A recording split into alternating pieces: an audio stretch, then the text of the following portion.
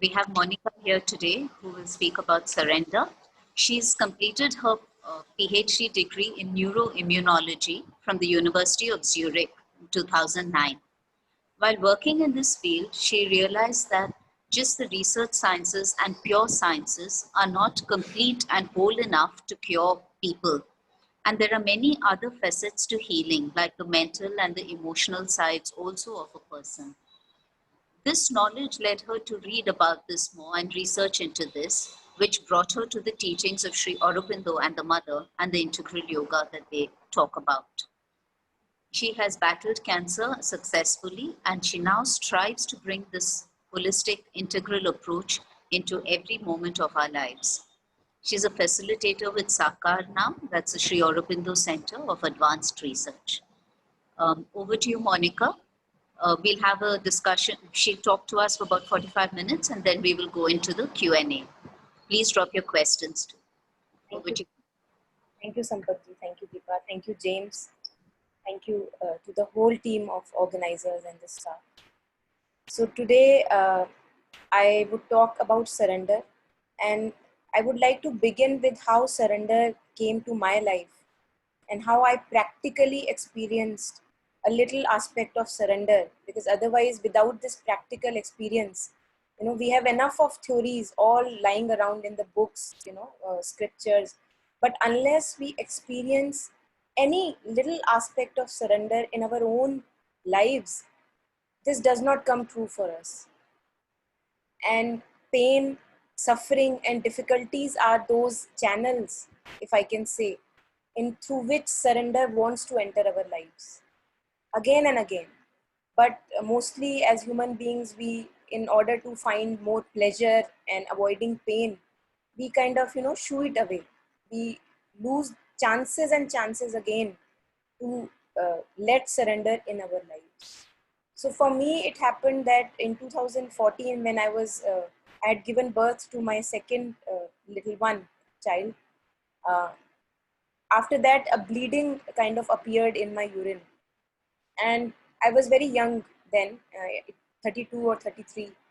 And it was soon diagnosed that it was bladder cancer. And as if, the whole time or the whole running about the chores of the day and everything, it kind of just suddenly came to a stop owing to this big thing that was right in front of me. And me being the doer, I was just entangled in this doership of, I am the mother, I am the one who is taking care of this, the children in the house, and I have to be there. All that doership suddenly began to drop away, because now I was now face to face with, if I can say, death, because cancer is a life-threatening illness and it never leaves you. People say that it can occur anytime, it can remit anytime. So that kind of a challenge, when it came at a young age, it suddenly just all the trivia in my life lost its importance. And I was now, struggling to find my way, because I somehow had this little streak of faith that this has come for good. Although I had really difficult periods too, it's not that I did not, go through difficult periods, but there was this little streak of faith that this has come for showing me something higher, which I don't know yet. And I remember one day when I was just lying down, I used to do lying down meditations, and that point of time, to increase the stillness and peace in my body. And I remember one day I was doing this meditation, and suddenly it felt that I had no control over my being, and I did not need to have any control over my being. And as if I was in the lap of this divine presence, which is formless. I found it formless when I was doing this experience, having this experience. And as if I was just there, vulnerable and totally open in that presence, lying as I was, full of my uglinesses, full of the shadows, and full of weaknesses and strengths. And there was no judgment in that divine presence which was holding me. And in that little moment of light, it was revealed to me enough of a taste of what a surrender life can be. A very light, easy life, not easy in the sense you will not have difficulties, but the burdens which we usually carry on our minds, feelings, the whole being as if is stressed with the burden of life. That burden immediately was taken away from me. And it's not that I did not have to put effort, and even now, it's a conscious effort each moment, because now I have been given this taste of surrender, and now it's up to me, up to my free will, whether I want to this path each moment, or do I want to give in to my ego, the burdensome life. As Sri Aurobindo and Mother also say that this surrender is a free surrender. The ego has to realize the futility of its efforts, the futility of the burden, and then it goes to the feet of the divine within the heart and surrenders there. And then slowly, after this central surrender comes a detailed surrender, where each and every action, each and every thought, each and every feeling of my day has to be surrendered, offered to the Mother or the Divine Presence. So this is a very conscious process. It's not that it's effortless, but we anyway put a lot of effort in our lives. It's not that we don't put our effort in our lives. We put all the effort in trying to fix the outer situations. We put all the effort in trying to get approval from outer people, situations, wanting them to get pleased with us. So all that effort which is now outer at the moment in our lives has to in turn inward to the divine. And for us who are devoted to the Mother, it's a very short and beautiful path that Mother has given us in a form of this golden key, that give everything to the Mother, give yourself to the Mother. In the beginning, for a person who is new on this path, it appears a little difficult, because it seems, how can I give my thoughts, my feelings, how can I give my life to my Mother? For what? So for that, I would like to touch this aspect of how the creation got into existence. I think it was touched in the first session by Gitanjali ji, but I would just shortly touch upon it, how the creation got into existence, and then how this surrender is the way back to our divine origins. So it is said that when there was the only one, the divine was there, the Lord was there in its Ananda, he decided to manifest this aspect of Aditi or Ma, Shakti out of himself. And he gave this task of creating the universe, creating the creation to Aditi. And Aditi manifested 4 powers out of herself, which was consciousness, bliss, truth, and life. These 4 powers, Aditi kind of, relayed the work of manifestation to these 4 powers. Now, when these 4 powers began their work, they got separated from their origin, that is Aditi and the Purusha, the Supreme Purusha. They got separated. They thought we are just independent. We can do whatever we want to. So this independence brought about a separation from the divine essence, which is the supreme, which is the light and love. And owing to this separation, the first creation that happened was full of unconsciousness, because consciousness upturned and became unconsciousness. Truth became falsehood. Bliss became suffering. And life became death. Now, when this happened, Aditi kind of, had a word with the Supreme, like this is what has happened. And this is nothing but one of the infinite possibilities, as Mother also mentions, that maybe something would have happened, something else. And then we will be discussing today about that thing. So that is just one of the possibilities that happen, infinite possibilities that happen. And then to kind of correct this error, Supreme said that now we will directly go into the creation, and then the second creation was manifested, where the divine himself, through the rungs of the ladder, supermind, overmind, illumined mind, higher mind. Like that, the rungs of the ladder were created, gods were created, and then the second creation came into existence where love was present, light was present, divine presence was present in each and every aspect. It just has to be found out. Now we human beings have been plunged into ignorance for eons, for incalculable, centuries. And this is human evolution, that now this unconsciousness has to go back to its divine origin by recognizing, by becoming conscious of the divine presence within us.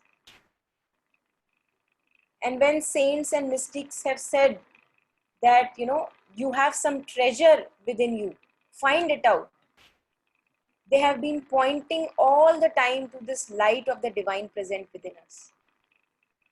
But the ego, the veil of the ego or Maya, that comes in between. And our life, our daily mundane, lifeless routines, they came into kind of become an obstacle, because it becomes an habit.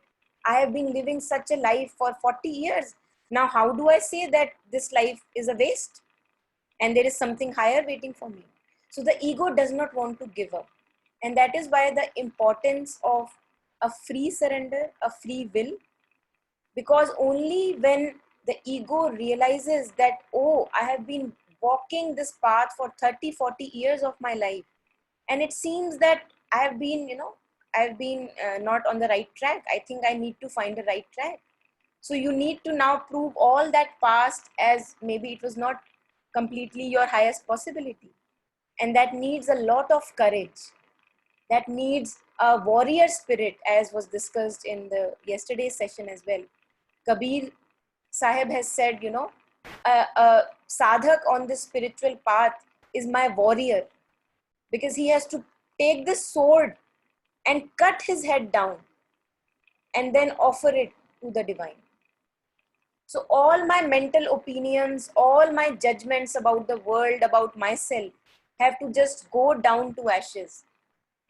And only then a new life which awaits for us can begin, now manifesting, this divine presence, putting in front this divine presence that is present in all of us. And this is the path of surrender, that we go back. Now ego goes back to its divine origins and dissolves there, it merges there. And that is also the, if I can say, redemption for ego. Otherwise, ego is an entity which will keep on doing these restless activities throughout the whole of life, unless it is put to rest in the divine lap. So surrender is not something that we are doing somebody a favor by surrendering it. We are doing divine a favor by surrendering to him. Not at all. Surrender is our highest possibility. And this possibility comes to us in a gradual unfolding. We can never say that I have achieved complete surrender, because we will see that we will be missing minute details. The ego has a tendency to stick to past in any moment. So one has to be constantly vigilant not to lose any moment. And if moments are lost, some moments are lost, not given to the divine, then pick up your threads again and walk on this path again. So once this central understanding, central surrender is there, that yes, now I have wasted enough and I want to give this life over to the divine, because that is why the purpose of the human birth, then the detailed surrender becomes a bit easier, because there is a willingness to do that. And this is our birthright. Surrender is our birthright. We are not doing anyone a favor by surrendering. And we are not losing on anything. We think that we will lose our past lifestyles, we will lose our friends, we will lose our relationships, or how we kind of relate with the world. No, not at all. I think for me what happened was all the shallowness slowly get to kind of shed away from my life, and more depth in my life began to appear. And who does not want a life full of soul and full of depth? All of us seek that. All of us, yearn for that. And it is our responsibility, first of all, as a human being, to give ourselves that divine immersion, that divine nectar that waits within our being to be touched.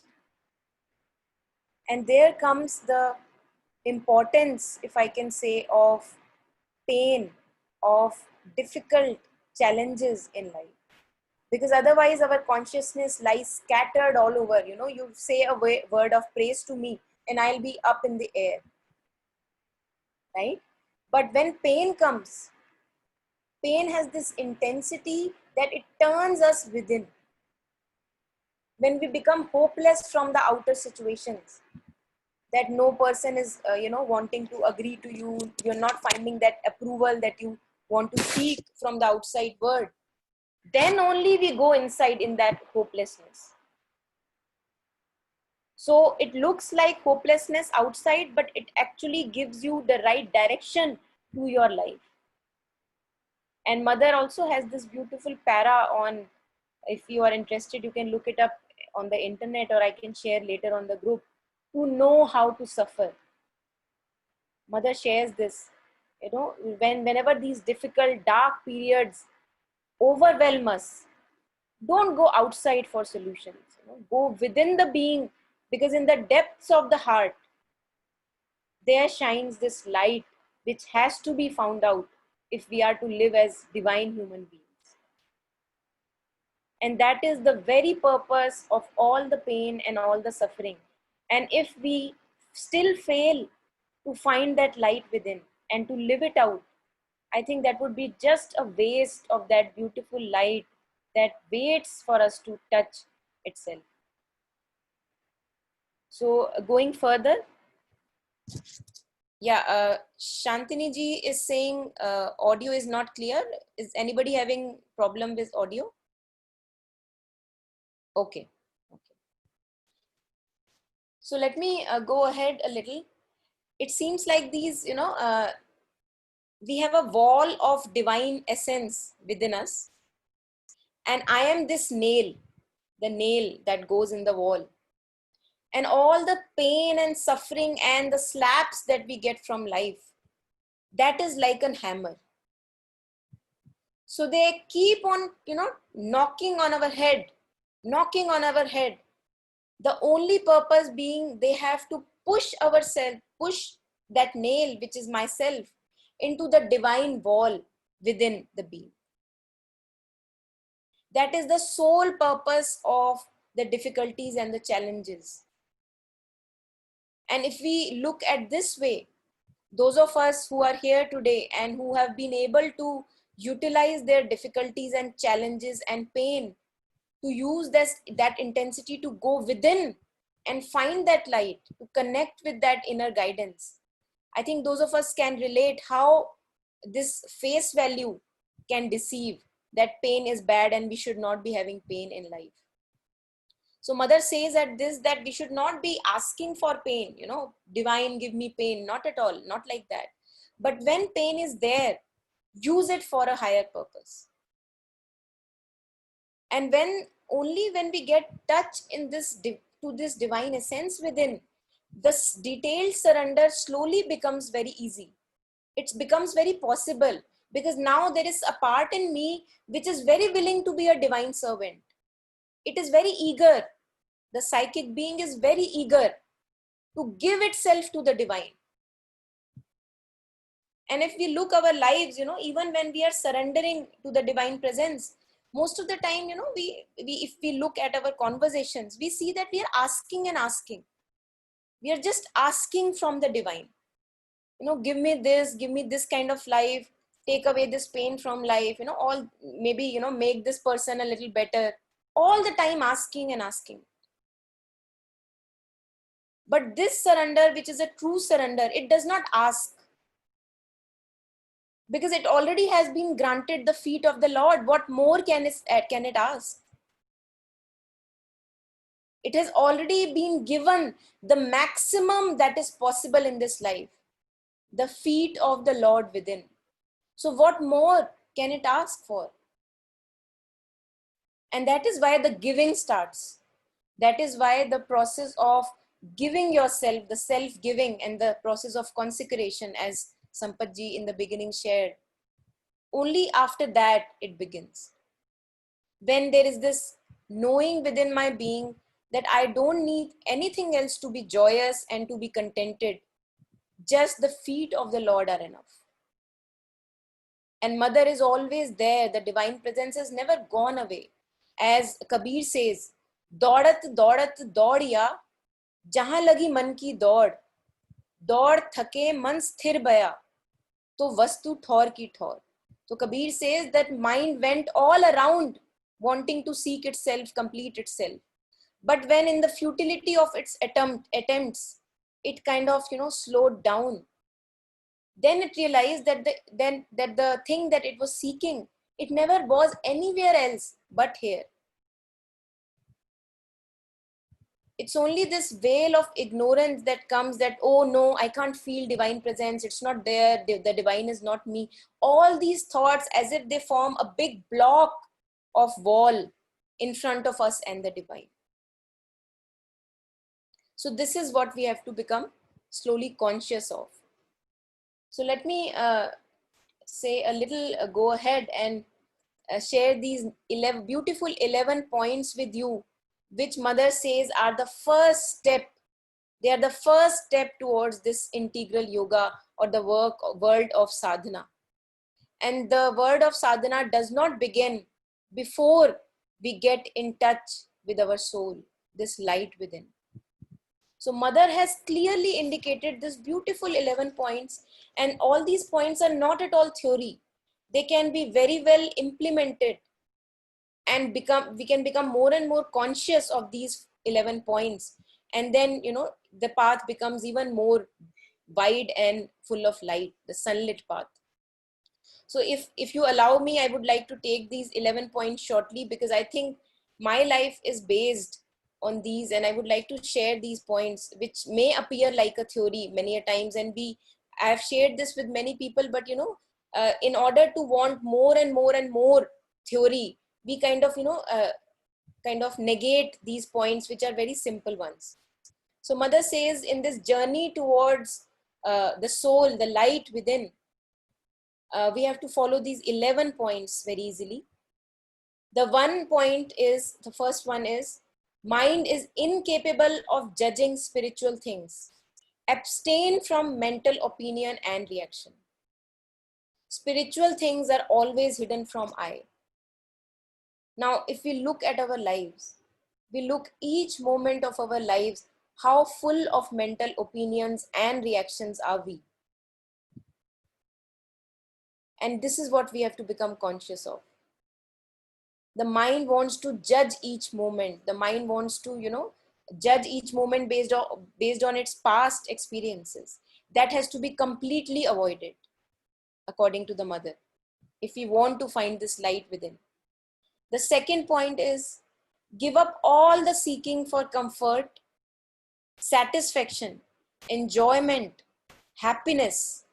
Whatever comes to you, take as aid for your growth. Enjoying is your birthright, but look what you enjoy. Possess things too, but not those with lower consciousness. Possess the divine. So when this point is, we can talk about this. One can say, how can I give up comfort, satisfaction, happiness, enjoyment, because that is what forms my life. But we don't realize that the thing that we are approaching towards, the nectar of the divine presence within, that is far more than these momentary pleasures. So if I have imagined that, we are in a huge ocean, and one person is in the boat, and I am in a boat, in an invisible boat. Now that boat is of the other person is getting, wavy a little, and also maybe burning. It is not fine for the flow of the ocean. And I'm asking that person, come, hop on in my invisible boat. But he's saying, where is your boat? I can't see your boat. How can I jump? So he does not want to leave that dilapidated boat, because he cannot see that invisible boat that I am on, for example, or somebody else is on. And this is the divine nectar, that invisible thing that I am referring to is the divine nectar, the divine immersion. And that is why it's very important to taste it. Now what happens, the other boat of that person is now completely in shackles, referring to those challenges in our lives, those tragedies in our life, where we have no other option than to give up our old ways. In that moment, I have this courage to jump on to that invisible boat, because I have not given myself any other option. And once I jump on to this invisible boat of divine immersion, only then I realize what stupidity was I sticking to by sticking to that boat of old patterns, behaviors, and lifestyles. So it's very important for each one of us to first practically experience that nectar within us. Only then we are able to leave all that which is for us now very important. All this, temporary satisfaction, enjoyment, happiness. We don't know what joy awaits us. So this is what Mother is saying, that, if you want to really possess, then possess the divine. Possess that nectar within. Possess the highest possible. Third point is, try to take pleasure in all you do, but never do anything for the sake of pleasure. I think that is a beautiful point, where how easily we are swayed by our senses. What appeals to the eyes, what is good for the tongue. We easily give ourselves to that. And once I am anchored within this divine presence within, then I don't need to go there. Because this juice of the divine presence is so rich, that my life is now becoming so rich owing to that juice, that the other juices I don't crave for. So it will not happen the other way, that I will first leave the sense pleasure, objects by suppression, and then await for this divine essence. I think it will not happen that way. First, I have to find this light within, immerse myself in it, so that the other things loses its importance over me.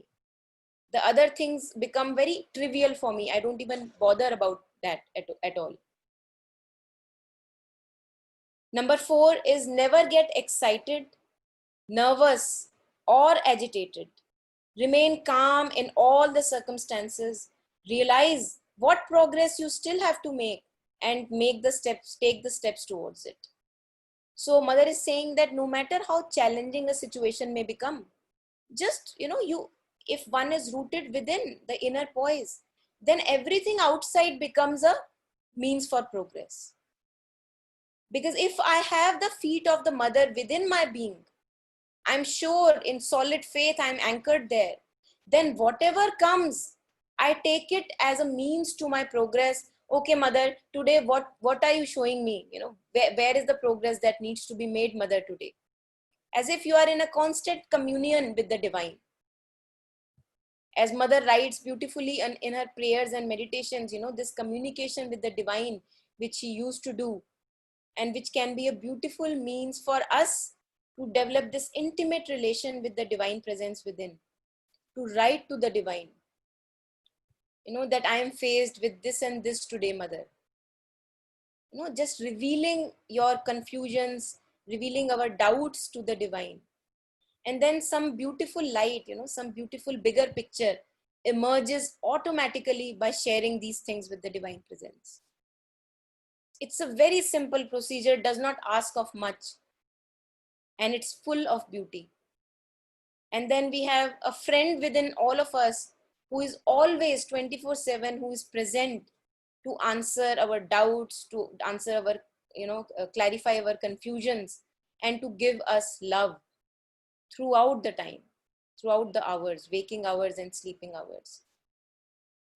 So if we are rooted in this inner poise, then everything external becomes a means to progress. You don't indulge then in, we don't, kind of trap ourselves in that blame game, or I am the victim, you are, to be blamed, and all that. Number 5, never take physical happenings at their face value. So physical happenings like a disease, for example, like an accident, not to get really, too shattered by it. Having a faith that it has a purpose and I will soon know what is the purpose. The divine is revealing a new life to me and I must allow the possibility of it to exist in my life. So this little streak of faith is what we need in our lives. That whatever may externally happen, whether a disease, a death of a loved one even, there are a higher plan of things, there is a higher plan of action, which we as mortal beings are not aware of many a times, most of the times actually.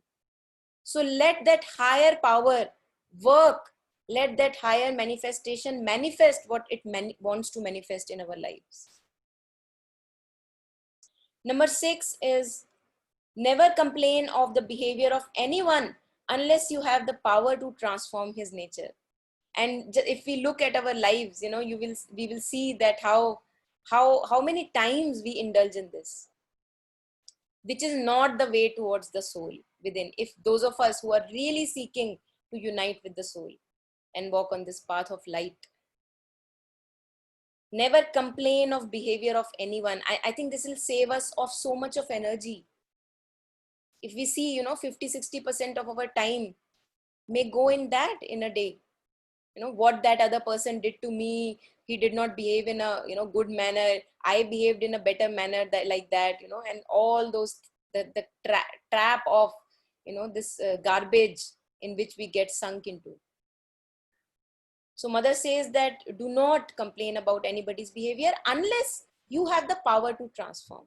If you are full of that peace and calm and light, and if you can say a few words, or if you have the capacity to transform that being, go ahead. In all your love, do that. But if you don't have that capacity, stay away, stay put in your inner poise. Don't focus on that. Because it drains us of our energy and it also separates us from the divine essence. Because the divine is completely non-judgmental in nature. For the divine, the children are equal. It does not judge based on these face value things. Number 7, never forget your goal. The goal is to find and unite with the divine presence. So we must never for a moment forget it. And even if we forget it for a few moments, remind ourselves again and jump back like a warrior. There is nothing great or small in this journey. So all the experiences, the external experiences, all my inner experiences are nothing but a little part of this journey going ahead toward the divine within, the unification with the divine. And nothing is great, nothing is small. So we must not be high up in the air if something big has happened, so-called big. And we must not pull ourselves down if something so-called bad or small has happened. So one has to maintain a sambhav, equanimity in all situations, working towards this goal, towards this path. So we cannot say that an experience of, sitting in meditation is more important than an experience of, say, interacting with a person or going through a life situation itself. Nothing is big or small. Before you eat, concentrate a bit in aspiration that the food you are about to eat may bring in the body the substance needed for the discovery of psychic. So consciously taking a few moments, mother, I offer this food to you. Mother, may you be eating through me when this food goes within. May this food only be used for this divine purpose that I am at. Just it takes only a few seconds and we are done. And then the quality of how we take food, it actually changes.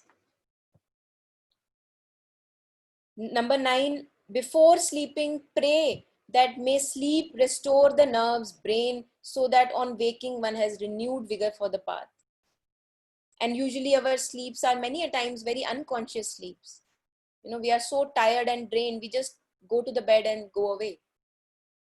So invoking mother's presence, say maybe I'm sleeping in mother's lap, mother is with me, putting that light in each and every cell of my being, giving it to the mother, giving the sleep to the mother, and then going to sleep gradually, giving peace and stillness to the cells.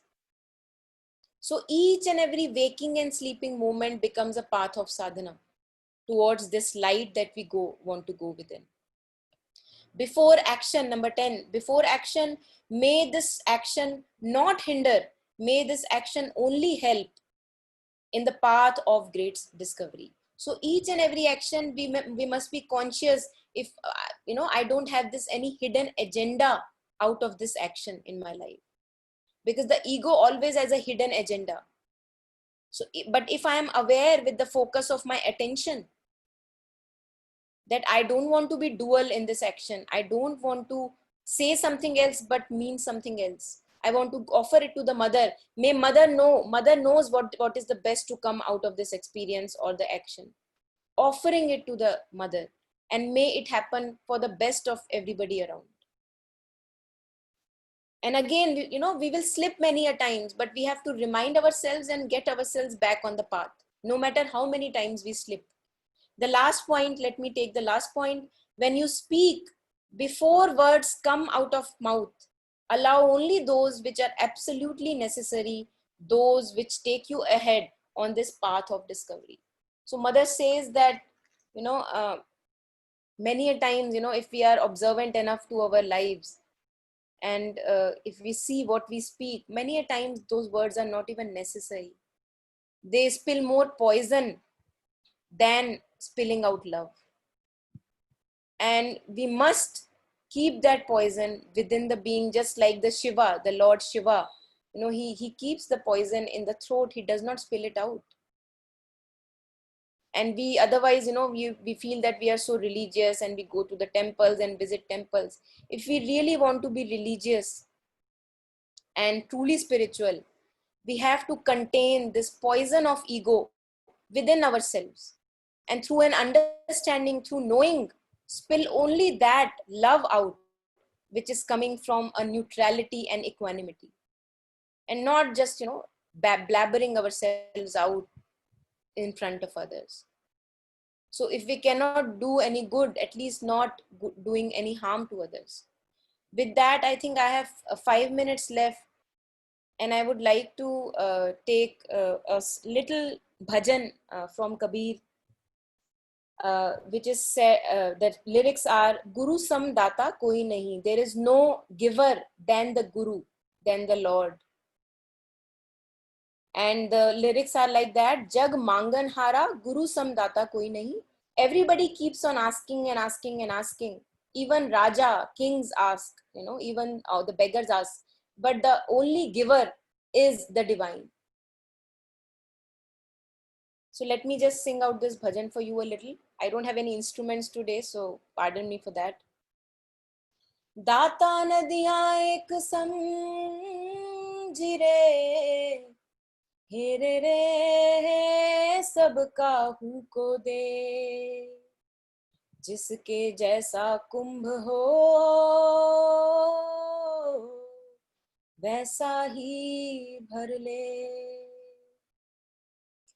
हो जग मांगण हारा, गुरु सम दाता रे दाता कोई नहीं, हो जग मांगण हारा, गुरु सम दाता रे दाता कोई नहीं, कोई नहीं हो ऐसा, कोई नहीं जग मांगण हारा, गुरु सम दाता रे दाता कोई नहीं। यहाँ कागज की एक नाव बनी रे, जिसमें लोहा रे अपारा, सतगुरु पार उतारिया रे, कोई संत पुकारा, गुरु सम दाता रे दाता कोई नहीं, कोई नहीं हो ऐसा, कोई नहीं जग मांगण हारा, गुरु सम दातर दाता कोई नहीं यहाँ। क्या राजा हो क्या बादशाह, सबने हाथ पसारा, सात दीप नौ खंड में हाँ सतगुरु का ही पसारा, गुरु सम दाता रे दाता कोई नहीं, कोई नहीं हो ऐसा, कोई नहीं जग मांगण हारा, गुरु सम दाता रे दाता कोई नहीं यहाँ। अपराधी हो तीरथ चाले यहाँ, क्या तीरथ तारे, कपट दाग छू त्या नहीं रे बहुरी अंग पखार्या, गुरु सम दाता रे दाता कोई नहीं, कोई नहीं हो ऐसा, कोई नहीं जग मांगण हारा, गुरु सम दाता रे दाता कोई नहीं यहाँ। कहे कबीर क्या खो गया हो क्या तीरथ तारे, कहे कबीर क्या खो गया हो क्या ढूंढण हारा, अंधे को सूझे नहीं रे थारा घट माही उजाला, गुरु सम दाता रे दाता कोई नहीं, कोई नहीं हो ऐसा, कोई नहीं जग मांगण हारा, गुरु सम दाता रे दाता कोई नहीं यहाँ, गुरु सम दाता रे दाता कोई नहीं यहाँ, गुरु सम दाता रे दाता कोई नहीं. So Kabir is saying in the last two lines, कहे कबीर क्या खो गया क्या ढूंढन हारा, अंधे को सूझे नहीं थारा घट माही उजाला. So Kabir is saying you have not lost anything, just open your eyes and wake up to the divine presence. So with that, thank you so much, and I'm willing to take any questions or anything that you may have. Over to you, Deepa ji. Thank you so much, Monica. I love the absolute simplicity with which you went through this very difficult process that we have to go through in our lives. The first question we have is, what is a fine line between surrender and giving up? Beautiful. Beautiful. So thank you, Ruchir, for asking this question. You know, usually a very easy indication in our minds is surrender means, you know, you're lying on the couch and Bhagwan karenge jo karenge, you know, the divine will do all the stuff that has to be done. But it's not like that. It's completely opposite. A true surrender is a collaborative process. A true surrender means that I have to be constantly willing at each moment of my life to be aware to this free will that I have each moment of my life.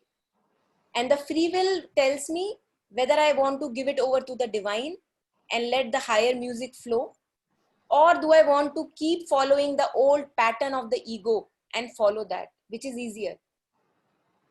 So true surrender is a very courageous process. It's a very active process.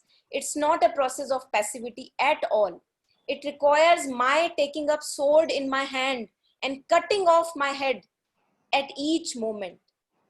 So this is the difference between true surrender and giving up. How would you instill the aspect and the knowledge of surrender in little children, especially the young ones, the very young ones? Yeah. So actually, what I feel is children are already, born in a surrender state. A child is beautifully connected to the divine presence within, and that is why we see, when they're walking and they're stumbling, falling, and walking again, getting up again, they don't have this feeling of, oh, why am I falling, why am I not, able to walk. These kind of things don't exist innately in children. So if we are, as adults, we can be on our own path of surrender. That is the biggest gift we can give to children around, because a child sees how an adult is going about by his daily activities in his life. And if an adult is walking on this path, actively giving up his ego each and every time, that yes, I don't know the best, let's figure out what is the best for everyone. Because as adults, we are too prone to, say that I know what is right for you. So giving up that ego and going in the flow of even listening to the child's, because children are coming from a higher dimension, children are coming from a generation which is far above than our generations. So listening to the children, because I think they have a lot of wisdom within them, and they have a lot of more pure divine connection than us and adults. So I personally live my life, listening to my children more than my listening to my own ego. And that has helped me a lot on this path. Because for an adult, it means to cut his ego each and every time, that, all the past 30-40 years of experiences, they are not enough. And you tell me, what is the way to go. So being open, being flexible to this flow of life. Yeah.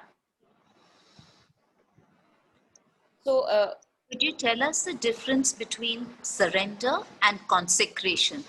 yeah, I think Sampatji in the beginning shared with us that after surrender becomes consecration. So first there has to be a central sankalp in me that yes, I want to surrender this life to the divine. Then slowly this surrender becomes a detailed surrender. Now that itself is a process of a lifetime. So consecration even comes after that. Because we will see as I go ahead in my day, there are so many moments that I slip, that are not surrendered, that are more surrendered to the ego rather than to the divine. So consecration, I would say, is a process which takes a long time, like my life is now for you. I have nothing left from me to fulfill my demands and expectation, and do with this life what you want to do, the divine, and mother's prayers and meditations. If anyone of you is interested, mother's prayers and meditations are a beautiful way to walk this path of surrender and self-consecration. Could you tell us where you took the 11 points from, and also the other request is, can you share it on the WhatsApp group? I will do that. I just took it from, mother's collected works, and I will share it from that. I think we don't have any questions. You were probably so very clear in your talk. Okay. Yeah. 1 minute, there is one.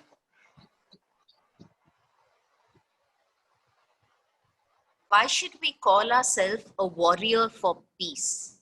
Yes, we are warriors to fight the wrongs, but so much emphasis on surrender and pain. Yeah. Then why are we using such a word? Yes. Thank you, Ambika ji.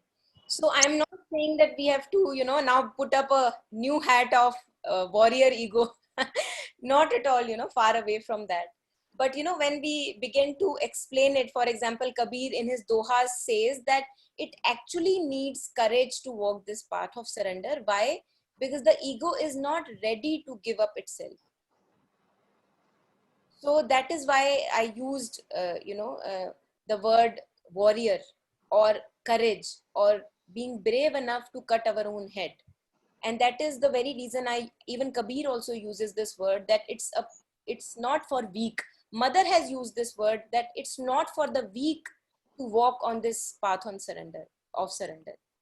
So I'm totally against, I'm not saying that, now we put another hat on ourselves, loading ourselves with this new meaning. I am the warrior, I'll be cutting my head. Not at all. Not like that. Yeah. Yes, I can share Kabir. There are many requests for the songs and the bhajans to be shared along with the meanings on the WhatsApp group. I will do So that. please, could you do that? I will do that. Yes, yes. Um, And I'll also. and yes, for the people, sorry, Yes, Deepaji. I think there's a audio problem from my end. Sorry. Okay. There are questions regarding sharing the material. Yes, it will be sent to an email also for those of you who are not on WhatsApp. Yeah. I think we are done with the questions. Yes. Thank you so much, Monica, for today's session, especially personal to me because I had not a very pleasant morning. So I totally empathize and it meant a lot to me. Thank you. And thank you. See you all tomorrow at 10 o'clock for the final day of the workshop. Namaste. Thank you. Thank you. Thank you. And all participants. So the way we are sharing the video on the same folder, I will put all the documents that we have shared on WhatsApp. So then we don't need to send you separately by email.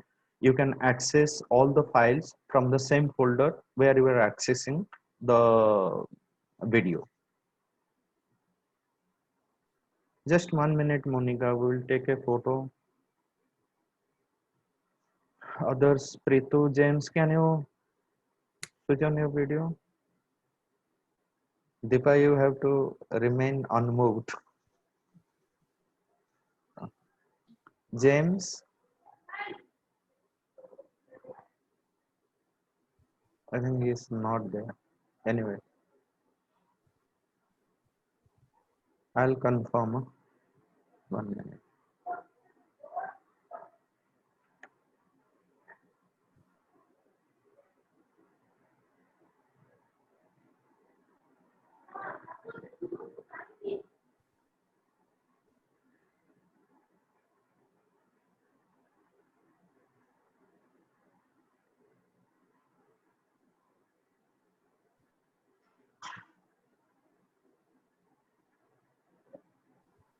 Yes, I think done.